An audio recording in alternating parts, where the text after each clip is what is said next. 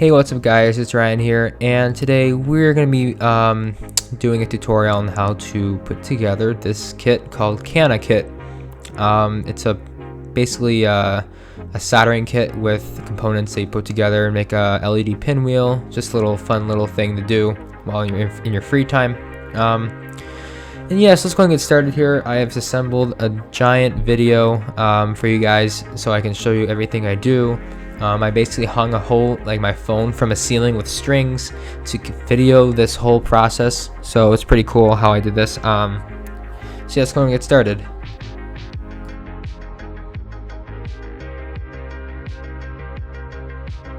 Okay guys, so as you can see, we're looking at the assembly guide. These are not the directions. This is just like saying what tools you need, how you should solder, how you should place the components on the board and all that stuff.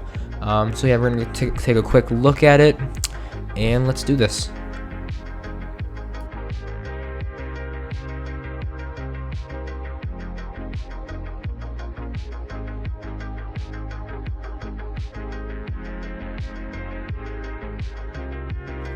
Okay, so as you can see here are the components in this bag. It gives you all the components, everything you need there. So you can see here's the circuit board with the component placings, and then the back is where the solder pads are. It's where you solder everything. Yeah, so that is the circuit board, and then here are the components: LEDs, transistors, capacitors, resistors, switches, all that stuff.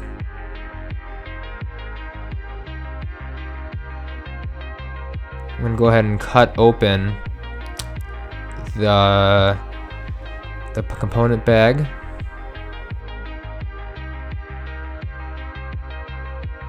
Okay, so you want to find a place to put all your components. For example, I got a little tray or something like that to place all your components. Sometimes they have like magnetic plates for like screws and stuff you don't want to lose, so you can use magnetic plates to stick screws on, so you don't lose them. So I just found this little tray here. I'm gonna use to hold my parts. Okay, so next you want to set up your soldering iron. Make sure you have a soldering iron, obviously. The thing up to the top right corner, that like this is like the metal weave you use, is used to clean off your soldering iron. If you get any grit from burnt solder or anything on it, you can use that to clean it off. Just dip it in. You'll see me do it a couple times later in the video. I'll mention it. So yeah, make sure you get your soldering iron ready.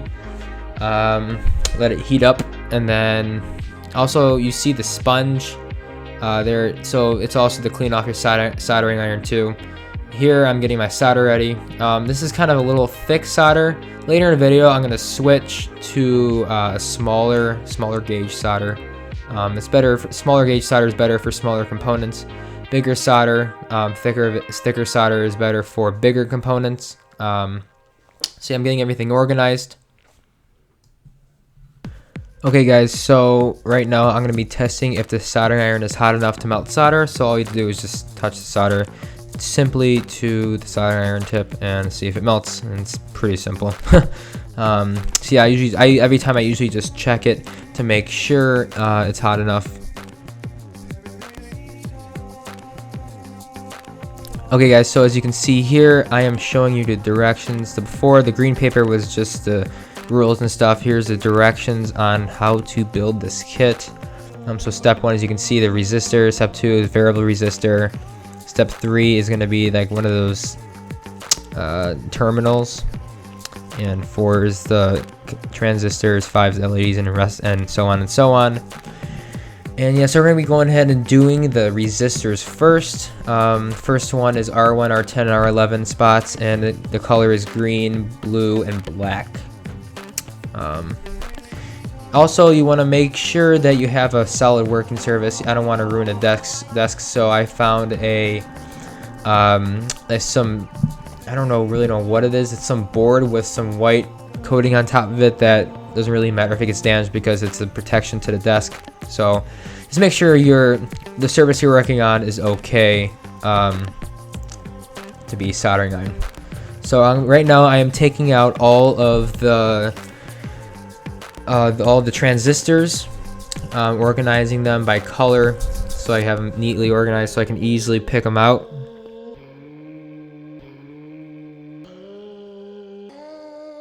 So now I have them all organized, and so we're gonna go ahead and start soldering. So I'm looking at the green, so I'm gonna look for green, blue, black, and we're gonna go ahead and look for, I'll show them up to the camera here. The camera's probably not gonna focus on them that well. You can kind of pick out the colors on the blurry image. Trying to get to focus. Oh well. So I'll just skip to the part where I actually start working. Okay, so as you can see, I am going to start putting in the resistors to the board. So we're going to go ahead and do that really quick. All you have to do is just bend the resistor very close to the end of like the resist, like bend the leads of the resistor down, like what I'm doing here. I'm just doing it first with my fingernail, but it's actually easy, but then I start using pliers. And then these can go in either way. It doesn't matter which way they go in. Just put it in. Okay, so I'm gonna show them to the camera really quick. So as you can see here, I have installed the resistor into, I don't know what letter that is, whatever it is. Install it in there and just bend the leads on the back so it doesn't fall out while you're soldering or doesn't like move. As you can see, I bend the leads to the side so it doesn't move or fall out. Okay, so as you can see, I'm going to be taking out the soldering iron. I'm going to be soldering the first resistor. Just tack the soldering tip onto there and just like heat up the wire and put the solder on the contact while it's heated up. It's pretty simple. Do it for both of them, and then we're finished with the first component onto the board. I know it's not much, but if you're a beginner solderer and you want to try this out, you're free to do that. Okay, so next you're going to want to bend the wires up after you soldered and then snip them off with some wire clippers. And we're going to be snipping them off with these right here. So snip that and then snip the other one. Okay, so next, as you can see, we are going to be installing the second resistor. So just do the same exact thing for this one. There's three what are the colors? Green, blue, black resistors in this kit. So there's 3 slots that it says. So I'm gonna go ahead and do the same exact thing, bend the leads and put them in the spot.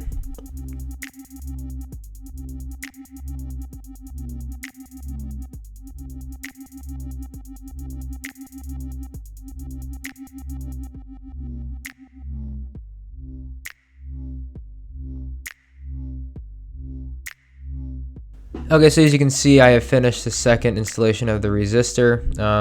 Nice solder joints, and then at the top you can see I installed 2 of them already. 2 green, blue, blacks. Do the rest of the resistors and follow the directions and make sure you do put all the right colors in the correct spots. So it usually tells you in the directions. So I'll fast forward. I'll do high speed video here and I'll finish up all the resistors.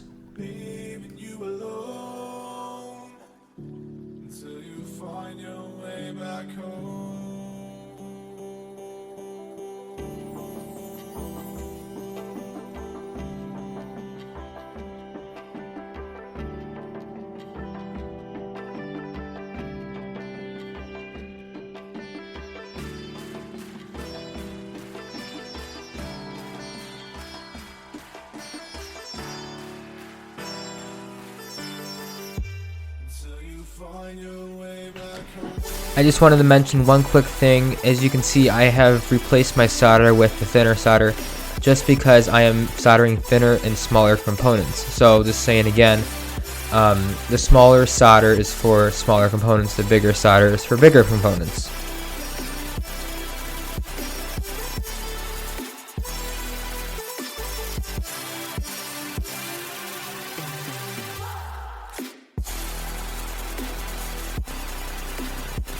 Okay, so as you can see, I have finished soldering all the resistors.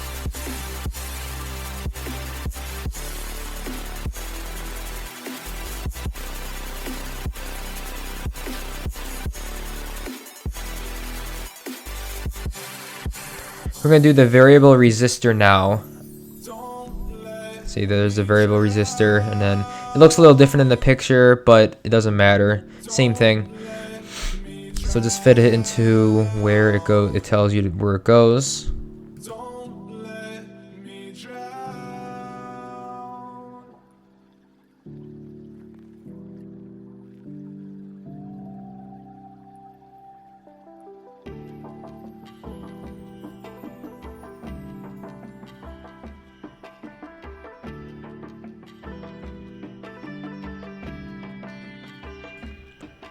Now we're going to go ahead and solder the variable resistor.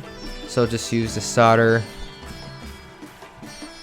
You just use the solder and the solder. It's pretty easy.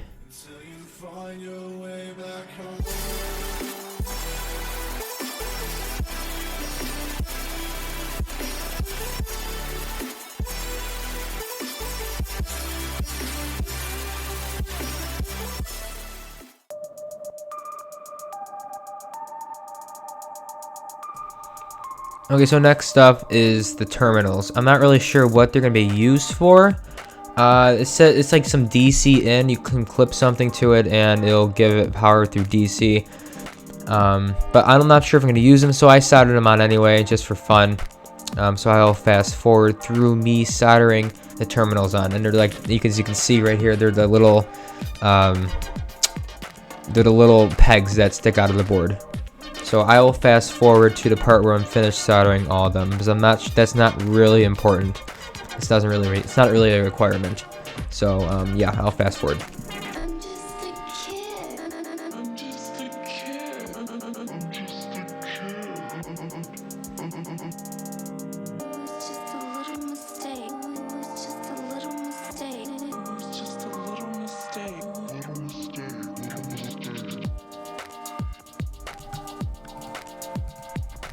Okay, so as you can see, I have finished the terminals. Just to solder them on, just because I don't want to lose any of them. Just put them on there. Just why not? So yeah, next what we're going to be doing is the transistors.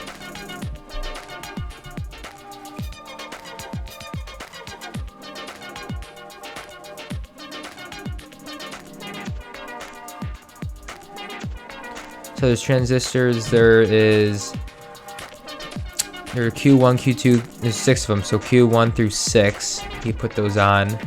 So there's 6 transistors, they're all the same, and they only go in one way, just warning you. There's a flat side to the transistor itself, and there's a flat side to the image on the board. It's painted on it. You want a flat side to match up. And then there's 3 leads, they each go in 3 holes in the shape of a triangle.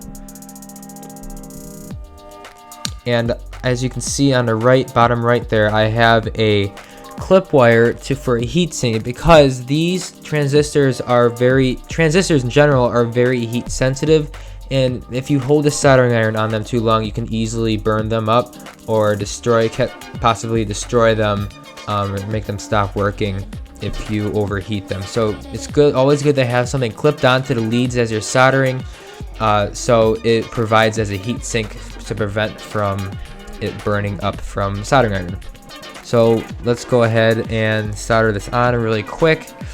So I'm trying to bend the wire back. As you can see, it's a little hard at first, and then eventually you'll get the hang of it. Okay, so I got it in the board. As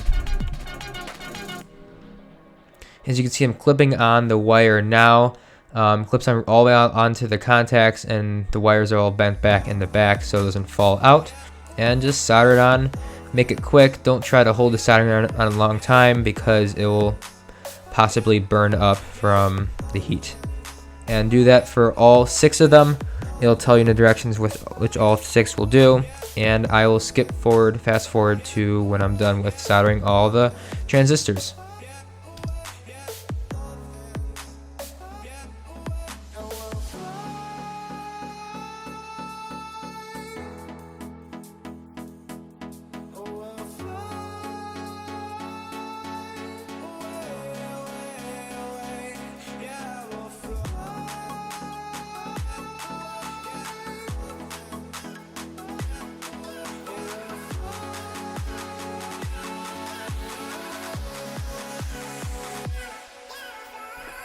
Okay guys, so I have finished putting all the transistors on the circuit board.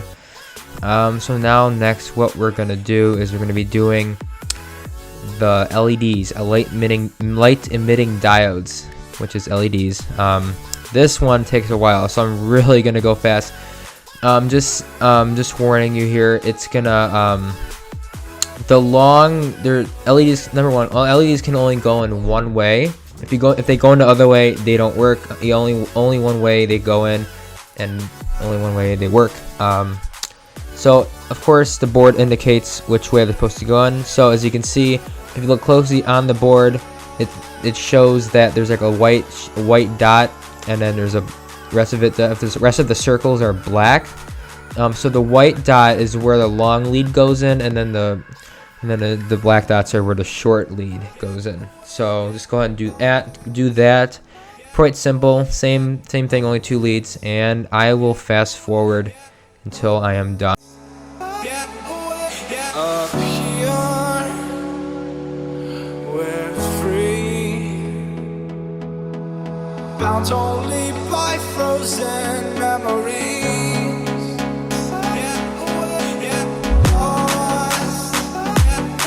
It's fine, racing all these broken dreams tonight.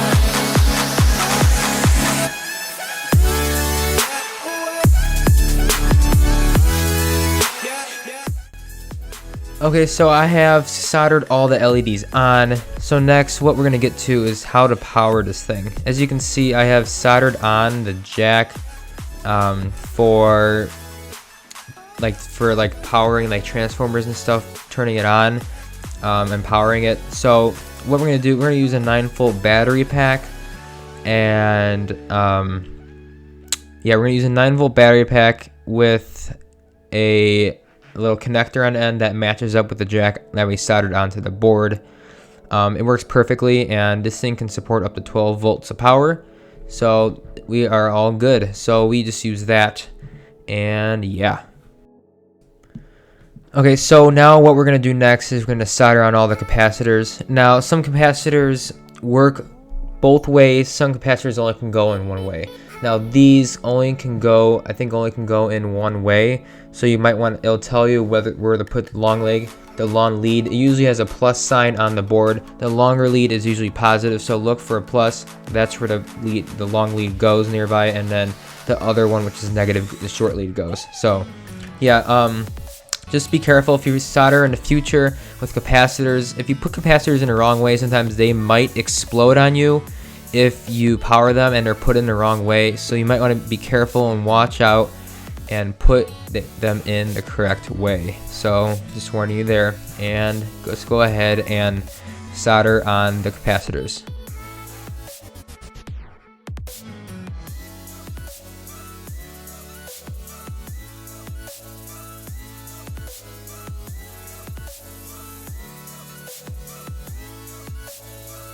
Okay, so we have successfully soldered on the capacitors.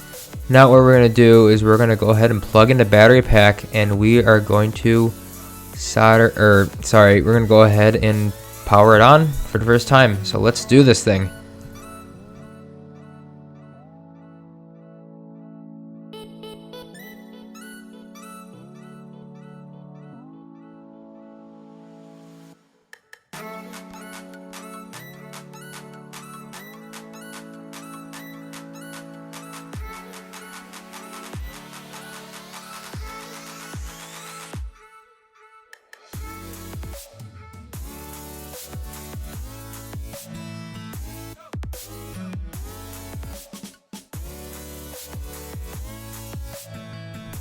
Okay, so you can use a screwdriver to control the variable resistor.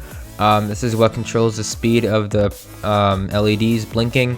So you can make it technically spin faster and slower by turning the variable resistor with a small flathead screwdriver.